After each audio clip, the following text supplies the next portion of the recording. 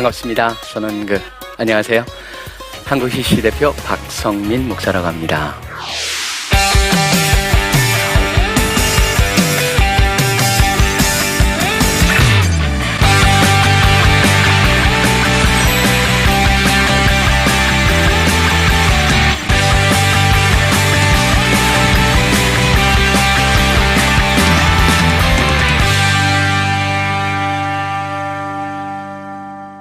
저는 오늘 제가 만난 사람들, 수많은 사람들을 만났는데 참 성공한 사람들, 또 특별히 행복한 성공을 이룬 사람들, 그런 사람들 보면서 그 사람들 가운데 있었던 공통적인 요소들, 단순한 성공이 아닙니다. 진정 만족스럽고 원래 하나님께서 의도하신 그런 성공한 삶을 살 수 있는 비결들, 그게 있을 때 바로 우리 삶이 진정 행복한 성공을 이룰 수 있다고 믿기 때문이고, 또 그것을 가진 사람들이 제가 만났던 참 멋지게 사는 분들의 공통점이었던 겁니다. 첫째가 뭐냐면요, 깡입니다.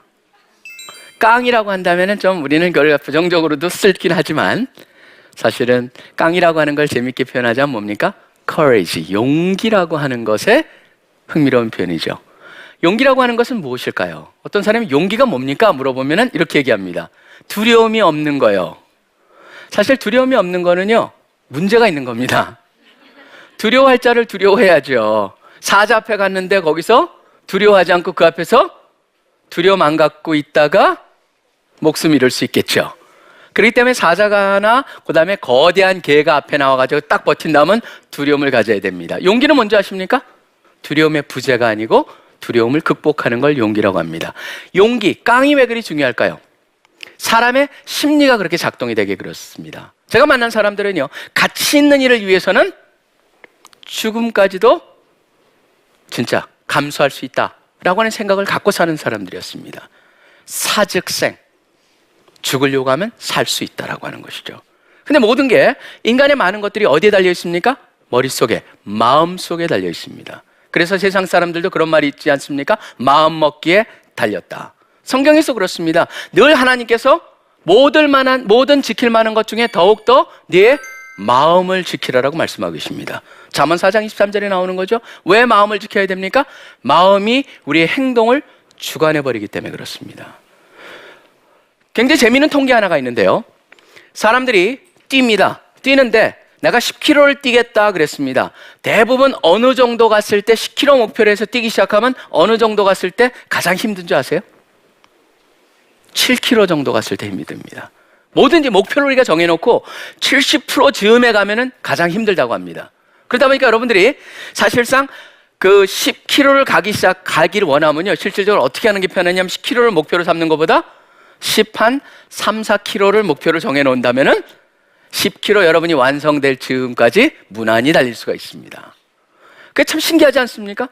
우리의 육체의 한계가, 우리 육신이 가지고 있는 한계가 어디랑 달려있냐면 우리의 정신하고 연결이 돼 있다는 것을 가면 갈수록 어떤 마음을 갖느냐가 우리의 육체를 지배한다는 것을 보게 됩니다. 그러기에 저는 성경 속에서 왜 용기, 믿음에 근거한 용기가 중요하냐 하면은 바로 그럴 때 우리 매사의 다른 영역 속에서 그 용기가 드러날 수가 있기 때문이죠. 바로 여러분의 정신, 용기를 굳건히 잡으시는 그런 사람들이 되어야겠다. 그럴 때 행복한 성공을 경험할 수 있다. 깡. 두 번째가 재밌습니다. 두 번째 뭐냐면 끼라고 하는 겁니다.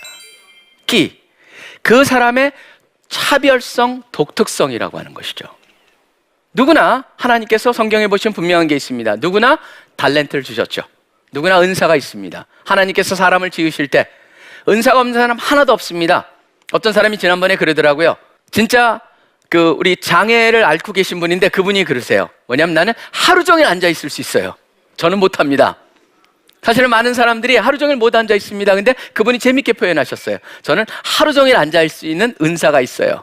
맞아요. 다른 거예요. 그래서 미국 사람들이 장애인이라고 하는 그런 표현보다는 어떤 표현을 쓰냐면은 다르게 능력이 있는 자들. 그래서 disabled나 그런 표현을 쓰지 않고 differently, 다르게 abled 됐다. 그래서 다른 능력이 있는 자들이라고 그렇게 얘기를 합니다. 저는 끼라는 단어를 굉장히 좋아하는데요. 우리나라와 같이 정답을 추구하고 뭐든지 딱 정형이라는 것이 쌓여진 곳에서는 끼를 갖기가 굉장히 힘들죠. 어렸을 때도 어머니한테 뭐라고 합니까? 100점 맞았다고 막 달려가서 엄마 그러고 나 100점 맞았어 그러면 엄마가 뭐라고 그래요? 아이고 잘했다 우리 아들. 그러다 그 다음에 그걸로 끝나지 않죠. 니네 반에 100점 몇 명이라고 묻죠. 그 다음에 네 친구 몇 점 맞았냐라고 묻습니다. 우린 계속 뭡니까? 어렸을 때부터 비교를 하면서 자라납니다. 그러다 보니까 뭘 우리가 잃어버리기 쉽냐 하면은 나한테 있는 그 특별한 것을 잃어버리기 쉽습니다. 모든 사람이 만들어 놓은 틀에서 우리가 우리를 평가하고자 하는 경향이 생겨버립니다. 저는 그게 참 안타깝습니다. 왜냐하면 누구나 다 독특한데 비교의 대상이 아닙니다. 비교를 하려면 뭐랑 비교해야 됩니까? 어제의 나와 오늘의 나 발전했느냐? 그걸 비교하겠죠. 남하고 비교를 합니다. 그러니까 늘 우리는 불안하고 불행하고 만족감이 없고, 저는 그렇기 때문에 끼라는 단어를 생각했을 때 바로 그 행복한 성공을 이룬 사람들은 바로 뭘 봤냐 하면은 내가 누구보다 잘한다 이 영역이 아니고 내가 이것을 잘하는가? 내가 이것을 즐거워하는가? 보고 있다라고 하는 것이죠. 이스라엘 사람들의 교육은 유명하다고 합니다. 왜 유대인들이 그렇게 노벨상을 많이 받을까? 그 사람들은 얘기한다고 그러죠. 베스트가 됐냐라고 하는 단어보다 중요한 단어는 유니크하냐, 바로 최고냐라고 하는 질문보다는 독특하냐라고 하는 질문을 한다라고 합니다. 끼라고 하는 것이죠. 끼, 여러분의 끼는 뭘까요? 하나님께서 여러분에게 주신 끼, 그 특별한 은사, 그것을 가지고 우리가 멋지게 살아야 되겠습니다. 깡, 끼, 그 다음에 끈이라고 하는 겁니다. 끈, 누구랑 만나냐에 따라서 인생이 바뀌죠. 어떤 스승을 만나냐에 따라서 그 제자는 훌륭한 사람이 되느냐 안 되느냐가 결정이 됩니다. 어떤 만남은요, 주어진 만남이 있습니다. 부모하고의 만남 주어집니다.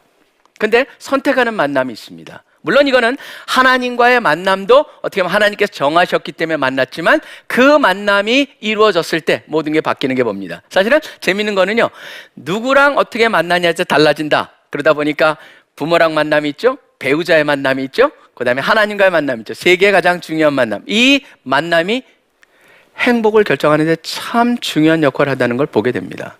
저는 끈이라고 하는 것을 단순히 사람들을 얼마나 많이 아냐라고 하는 것이 아니죠. 우리는 이 세상을 보면서 누구를 아냐? 그건 중요하지가 않습니다. 누구를 아냐보다 더 중요한 건 뭐예요? 그 사람하고 어떤 관계냐라고 하는 것이죠. 하나님을 압니까? 그렇다면 다음 질문은 뭡니까? 하나님과 어떤 관계세요? 누구랑 어떻습니까? 그럼 부모님이 좋습니까? 그러면 부모님하고 어떤 관계세요? 친구랑 어떤 관계세요? 사실은 인간의 삶에 있어서요, 제일 중요한 건 뭘까? 저는 관계라고 생각합니다. 다른 것들은 다 부수적인 것입니다. 관계가 온전할 때 우리의 다른 모든 것들도 다 그 좋은 관계 속에서 평가가 가능할 수 있기 때문이죠. 그래서 많은 분들이 봤을 때 제일 핵심적인 관계에 초점을 맞추면서 그 가운데서 다른 관계를 펼쳐갈 때 그 관계에 온전함이 있었다는 걸 보게 되는데, 그 관계가 바로 하나님과의 관계였습니다. 하나님의 관계가 분명할 때 뭐가 생깁니까? 자화상이 달라집니다. 자기를 보는 자아상이 달라져요. 내가 나를 생각하는 게. 그러다 보니까 내가 불안할 때 뭐가 생기냐면 다른 사람과의 관계가 생기는 겁니다. 그 사람이 좀 기분 나쁜 얘기를 했습니다. 그러면 내가 건전한 자아상을 가질 때 어떻게 합니까? 괜찮아, 그렇죠? 근데 내가 조금 불안전해요. 그러면 그 사람이 올바로 얘기했을 때 삐뚤게 들을 수가 있습니다. 그러다 보니까 관계가 금이 가기 시작을 하겠죠. 제일 중요한 건 뭐냐면 자기 스스로가 가지고 있는 건강한 자아상이겠죠. 건강한 자아상은 바로 하나님과의 수직적인 관계에 있어서의 그 끈이 온전할 때 다른 끈들이 제자리를 찾기 시작을 한다. 결국 하나님과의 관계에서의 그 온전한 끈을 갖는 것이 얼마나 중요한가를 알게 되는 것이죠. 깡기 끈. 네 번째가 뭐냐면 꼴이라는 겁니다. 꼴 그러면은 딱 떠오르는 게 뭐예요? 아, 외모. 그렇죠? 요새같이 외모 지상주의. 사람들이 온통 외모를 합니다. 사실은 어느 지역에 가면은 저는 솔직히 요새 나오는 뭐 아이돌 그룹 막 그러는데 이렇게 보면요, 누가 누군지 전 구별을 못 합니다. 사람 얼굴을 잘 못 알아보는 것도 있지만 특징은 뭐냐면 다 비슷하게 생겼습니다. 마치 버스에 있는 성형외과 선정 같습니다. Before and after. 전후 나오죠. 두 사람이 나옵니다. 전은 완전히 다른 사람인데 후는 바꿔놔도 전 모르겠습니다. 바로 성형이라고 하는 것이 온전하게 되는 건 바로 뭡니까? 사람들이 왜 그리 많습니까? 그만큼 외모 지상주의에 빠져 있다는 것이죠. 요새 보면 신조어를 봐도 그렇습니다. 신조어에 뭐가 있습니까? 페이스팩. 나는 그래서 얼굴에 뭐 붙이는 줄 알았어요. 팩 붙이는 거. 그랬더니 페이스도 얼굴도 스펙이다라고 하는 거에 약자래요. 페이스팩. 그 다음에 버터 페이스녀. 그래서 저는 버터 페이스녀 그래서 얼굴에 막 버터같이 번지르한 여자인 줄 알았어요. 다른 건 다 좋은데 세 단어. But her face. 얼굴 빼놓고 다 괜찮다는 겁니다. 그러니까 그런 걸 보면서 느낀 게 바로 뭐냐면요. 야, 진짜 세상에 얼굴을 중요하게 여기나 보다. 또 재밌는 말이 있죠. 의란성 쌍둥이. 그러면은 일란성 쌍둥이는 같은 한 난자에서 이렇게 됐기 때문에 얼굴이 비슷하게 생겼죠. 근데 의란성 쌍둥이는 다른 사람이었어요. 근데 의사가 똑같이 만들어줬대요. 그래서 의란성 쌍둥이래요. 꼴을 그만큼 중요하게 여기는 세상이죠. 근데 제가 말씀드리는 꼴이라고 하는 거는요, 그게 아니죠. 원래 진정한 의미의 꼴을 말합니다. 여러분, 꼴이란 단어가 어디서 나온지 아십니까? 얼굴이라고 하는 거기서 굴과 연결이 돼 있죠. 얼굴이라고 하는 건 어디서 나왔냐면 바로 민족의 뭡니까? 정신의 표현이 바로 얼굴이라고 하는 겁니다. 얼굴이라고 하는 건 그 사람 안에 뭐가 들어있느냐라고 하는 것이죠. 얼굴이라는 것을 갖다 그렇게 보았기 때문에 링컨 대통령도 당신이 어떻게 태어났느냐는 부모 소관이지만 40이 넘어서의 당신 얼굴은 당신 책임이다라고 하는 말이 있는 것이죠. 결국 성경에서 그건 분명합니다. 여러분의 생각 속에 무엇을 집어넣느냐가 어떤 모습이 되느냐를 결정하는 것이죠. 저는 그렇기 때문에 항상 고민을 해봅니다. 내가 가치 있는 것을 이 속에 집어넣느냐, 내가 어떤 것을 집어넣느냐. 빌립보서 4장 8절에서도 사도 바울이 빌립보 교인들한테 얘기합니다. 생각할 만한 가치가 있는 것들만을 생각하라는 것이죠. 왜 그럴까요? 영어에 표현하면 그런 게 있습니다. GIGO. GIGO가 뭔지 아세요? garbage in, garbage out. 쓰레기가 들어가면은 쓰레기가 나온다는 겁니다. 좋은 스테이크, 좋은 불고기를 만들려면 뭘로 시작해야 됩니까? 좋은 싱싱한 고기로 시작해야지만 불고기가 맛있고 스테이크가 맛있게 되는 것이죠. 저는 그렇기 때문에 항상 어떤 재료를 우리가 가지고 있느냐가 굉장히 중요하게 되는 것입니다. 결국 우리가 꼴을 얘기하면서 내가 외모, 아니죠. 그 이상이죠. 외모는 변하는 겁니다. 제가 만난 많은 사람들 보면은, 신앙이 깊은 사람들 보면은 특징이 하나가 있습니다. 딱 봤을 때 얼굴에 묻어 나온다라고 하는 거죠. 꼴을 갖다 단순한 요새 겉만 고치면 된다. 여러분 조금 있으면 그 고친 흔적까지 다 나타납니다. 나이가 들면은요. 참 안타깝죠. 그것에만, 전 그게 중요하지 않다는 게 아닙니다. 저도 생각을 합니다. 하나님이 주신 것을 극대화할 필요는 있다. 우리가 노력해야 된다는 거예요. 잘 치장할 필요는 있다. 그렇지만 그것이 우리 인생의 가장 중요하고 핵심적인 초점과 관심거리가 되어버린다면 우리 인생은 참 슬프다고 하는 것이죠. 결국 그거보다는 내 마음 속에 어떤 것을 집어넣느냐, 나의 의식 속에 어떤 것을 집어넣느냐, 결국 그것을 통해서 내가 나의 어떤 꼴로 만들어가느냐. 예수 그리스도의 형상을 닮아가기 위해서는 한 가지 방법밖에 없습니다. 예수님의 생각을 담기 시작해야 됩니다. 여러분들이 멋진 사람이 되기를 원한다면 우리 생각 속에 멋진 생각들을 담기 시작해야 됩니다. 그래서 멋진 생각을 담아야 한다는 것이죠. 그럴 때 달라질 것입니다. 제가 4가지를 얘기했죠. 뭡니까? 깡기, 끈, 꼴. 깡기, 끈, 꼴.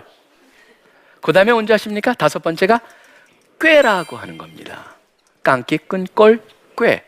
꾀는 뭘 얘기하는 거냐면 지혜를 말합니다. 지혜가 있어야 됩니다. 삶에. 지혜라고 하는 것이 뭘까? 사람들이 얘기합니다. 지혜가 목사님 뭐예요? 근데 제가 지혜를 갖다가 고민하다가 뭐 그럴듯하게 막 얘기를 했는데 지혜를 생각해보면, 제가 생각해보니까 제일 좋은 지혜의 정의가 뭐냐면요, 이겁니다. 지식을 갖고 있던 지식이 경험과 만났을 때 그게 지혜가 된다. 제가 생각하는 지혜입니다. 여기서 중요한 건 바로 뭐냐면 경험이라는 것이 중요하고, 또 하나는 뭐냐면 지식이라는 것이 중요하죠. 그러니까 지식과 경험이 만났을 때 지혜가 생기거든요. 근데 요새 솔직히 제가 우리 젊은 사람들한테 좀 안타까운 건, 제가 이제 젊은이들 사역을 하면서 좀 안타까운 게 있어요. 그 남는 시간에 다 뭐하냐면 스마트폰 들고 있어요. 심지어 교회 올 때도 몇 장 몇 절입니다. 그러면 요새는 교회에서 보여주기도 하지만 뒤에서 꺼내가지고 이거 하고 있어요. 사실은 성경도 안 들고 다니죠. 여기 다 있으니까 물론. 그렇지만 저는요, 디지털 시대를 살아가기 위해서 많은 사람들이 아날로그 방식이 필요하다고 생각하는 사람 중에 하나입니다. 그러다 보니까 저는 지혜를 얻기 위해서 가장 근간이 되는, 기초가 되는 지식을 쌓는데 게으르지 마십시오. 그렇게 말씀을 드립니다. 뭐냐면 시간이 있을 때 뭐래요? TV 보거나 아니면 웹툰 보기보다는 오히려 뭘 보기 원하냐면 저는 여러분이 책을 보는 시간을 투자하라는 겁니다. 책을 보는데 어떤 사람이 또 이런 얘기합니다. 목사님, 저는 책을 읽어도 잘 머리에 안 들어와요. 제가 책 읽는 능력, 그리고 머리가 별로 안 좋아서 기억에 남지도 않아요. 막 그런 분들이 계세요. 근데 제가 그런 사람들은 항상 해주는 게 있습니다. 혹시 김득신이라는 사람 아세요? 그렇게 묻습니다. 그러면 누구예요? 제 친구 중에 그런 사람 없는데요? 그러면 친구 말고요. 조선시대에 살았던 한 사람 얘기입니다. 호가 백곡이라고 하는 사람이었습니다. 백곡 김득신이라는 사람인데요. 그 사람보다 미련하다면 제가 책 읽지 말라고 그러겠습니다. 근데 그 사람은 어떤 사람이었냐면요, 할아버지나 아버지나 유명한 선비였습니다. 선비 집안에 태어났습니다. 워낙 훌륭한 선비가 태어날 거라고 예상했던 것 같습니다. 왜냐하면 아버지가 태몽을 꿨네. 보통 어머니가 꾸는데 거기는 아버지가 꿨습니다. 아버지 꿨는데 태몽에 뭐가 나왔냐면 맹자가 자기 집에 걸어 들어왔답니다. 그러니까 이제 우리 집에 인물 낳구나. 근데 아들이 낳습니다. 얼마나 기뻤겠습니까? 근데 아이가 자라다가 열병을 앓아버립니다. 머리가 나빠진 거예요. 그래서 글을 갖다 어렸을 때부터 배우는데 이 아들은 10살이 돼서야 글을 배우기 시작을 합니다. 주위 사람들은 가능성 없다고 포기하라고 합니다. 근데 이 김득신의 아버지는 이 김득신이 포기를 하지 않는다. 그러면서 글을 가르치기 시작을 합니다. 글을 가르쳐가지고 보통 9살, 10살 되면 시를 갖다가 지어서 한 편을 갖다 부모님한테 듣는데 이 사람은 20살이 넘어서 한 편을 짓습니다. 보통 20살이 되면 과거급제하는 나이입니다. 근데 이 사람은 우리나라 역사상 가장 늦게 과거급제랍니다. 몇 살인 줄 아십니까? 58살에 과거급제랍니다. 58살에 과거급제를 했으니 성균관에 들어갔습니다. 조선시대니까. 성균관에 들어가니까 자기 아들뻘, 손자뻘하고 같이 거기서 훈련을 받는 거예요. 근데 특징이 하나가 있습니다. 어딜 가나 책을 들고 다닌 거예요. 밥 먹을 때도 책을 보고, 누워서도 책을 보고, 자기 전에도 책을 보고, 항상 책을 봐요. 얼마나 책을 이 사람이 많이 봤는데 놀란 게 뭐냐면요, 이 사람이 자기가 기록을 남깁니다. 독수기라고 하는 기록을 남깁니다. 내가 무슨 책을 몇 번 읽었다 해서 읽을 쪽 숫자 수 기록기, 그래서 독수기를 남깁니다. 독수기에는 자기가 무슨 책을 몇 번 읽었다 해서 36권 책이 기록이 되어 있습니다. 36권 책이 기록이 되어 있는데 무슨 책을 몇 번 읽었다 그러는데 거기에 나온 36권의 공통점이 있습니다. 뭔지 아십니까? 최소한 10,000번 이상 읽은 것만 기록을 했다는 겁니다. 10,000번 이상 읽은 것만 36권입니다. 질리게 만듭니다. 그 36권 중에서 가장 많이 읽은 건 더 놀랍습니다. 사마천이라는 유명한 역사가가 쓴 사기라고 하는 것에 득이전이라고 하는 것은 자기가 몇 번 읽었다고 말하냐면 11만 3천 번을 읽었습니다. 11만 3천 번입니다. 와, 대단하지 않습니까? 저는 그 얘기를 들었을 때요, 정신이 나갈 정도였습니다. 왜냐하면 그 얘기를 들었던 게 그 책의 이름이 뭐였냐면 미쳐야 미친다라고 하는 데에 나온 얘기입니다. 그러니까 미쳐야지 다다를 수가 있다는 것이죠. 그래서 불광불급이다. 미치지 않으면 다다를 수 없다라고 하는 그런 책에서 제가 읽은 거였기 때문에 충격을 너무너무 받았거든요. 근데 이 백곡 김득신이라는 사람은 그렇게 많이 읽어도 고민한 게 뭔지 아세요? 주위 사람들이 보면 우습다고 하죠. 자기 하인하고 어디를 갔거든요. 하인하고 지나가는데 가면서 그럽니다. 어허, 참 저기 어딘가 익숙하다. 그런데 하인이 날이 그것도 모릅니까? 맨날 읽는 듣기 전에 나온 거 아닙니까? 그랬다는 거예요. 그래서 사람들이 말하죠. 머리가 돌이었구나. 맞습니다. 돌이죠. 근데 돌의 특징이 있습니다. 돌은요, 새기기는 힘든데 일단 새기면 안 지워집니다. 백곡 김득신은 유명한 시를 많이 남깁니다. 저는요, 여러분들이 나는 잘 안 읽혀요, 나는 머리가 나빠요, 그건 핑계가 아니죠. 부족한 사람은 있어도요, 부족한 재능은 없는 겁니다. 그렇기 때문에 노력을 하면 지식이 쌓이고 지식이 경험과 만났을 때 지혜가 생기는 것이죠. 그리고 무엇보다도 성경 중에 보면은 후히 주시고 꾸짖지 아니하시는 그분한테 구하라고 그랬습니다. 지혜를 주시는 분을 아버지로 삼고 있는 우리가 꾀를 얻기 위해서 노력하시기를 소원합니다. 깡기 끈꼴 꾀, 그 다음에 꿈이죠. 뭐겠습니까? 꿈이 없으면 못 삽니다. 인간은요. 희망이 우리를 움직이는 것이죠. 단테 지옥에도 보면은 뭐라고 돼 있습니까? 희망을 버리고 들어가야 되는 것.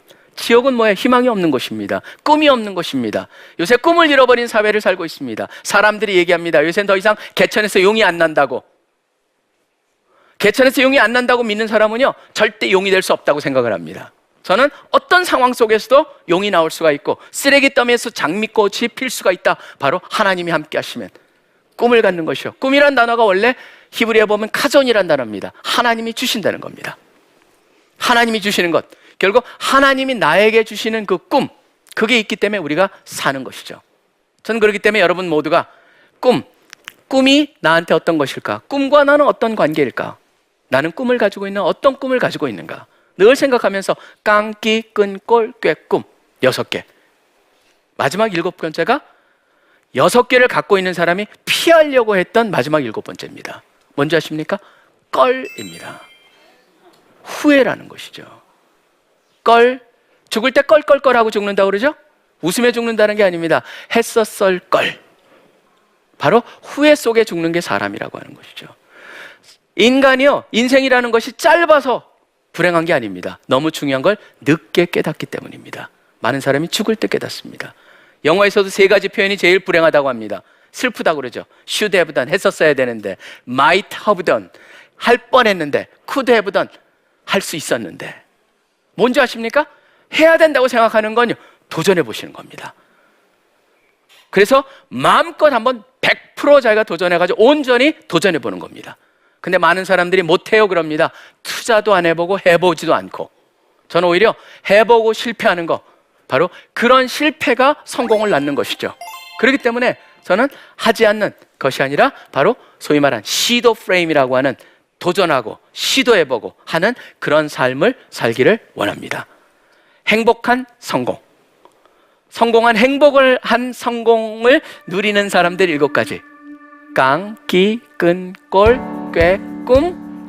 좀 쉬었다? 껄. 그죠? 깡, 기, 끈, 꼴, 꾀, 꿈, 껄. 그 7가지를 누리시는 여러분 되시기를 간절히 축원하고 여러분 모두를 축복합니다. 네, 감사합니다.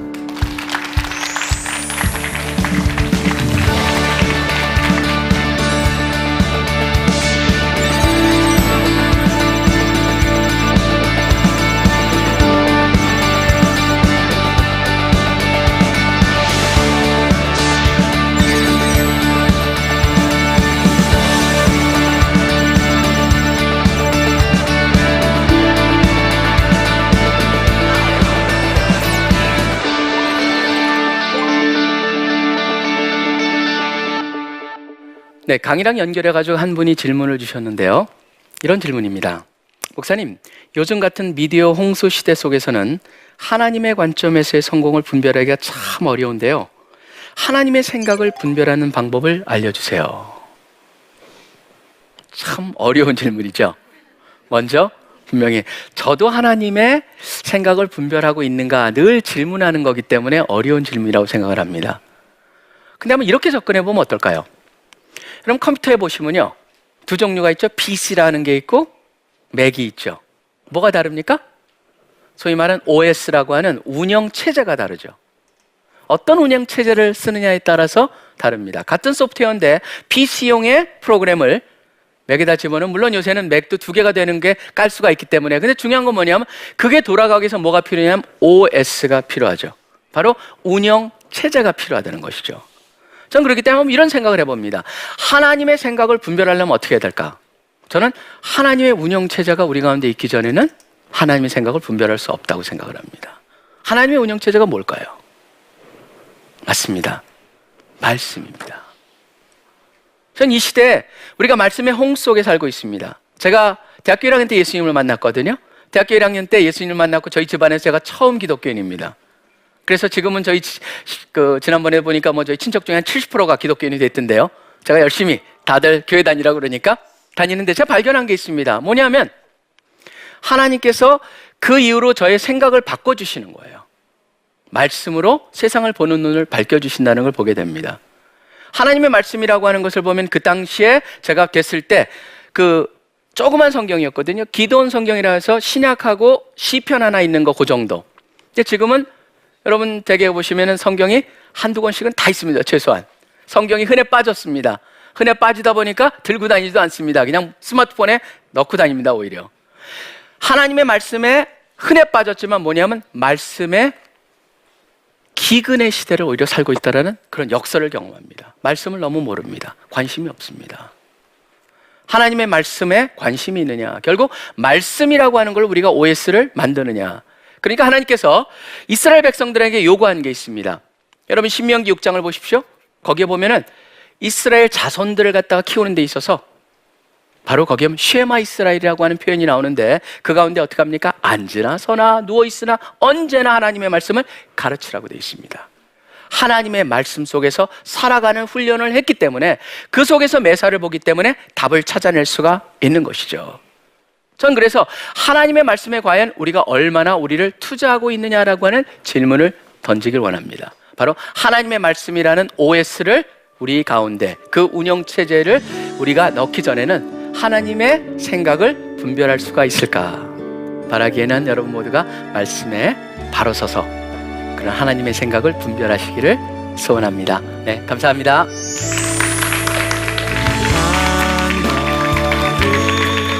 하나님 우리에게 주신 세 가지 중요한 거 T로 시작하는데요.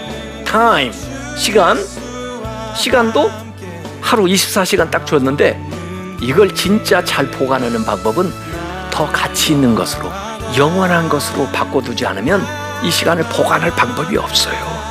그래서 주의 일을 하고 하나님 나라 위해서 우리가 살아가야 되는 거예요. 두 번째 T는 뭐냐면 treasure, 재물.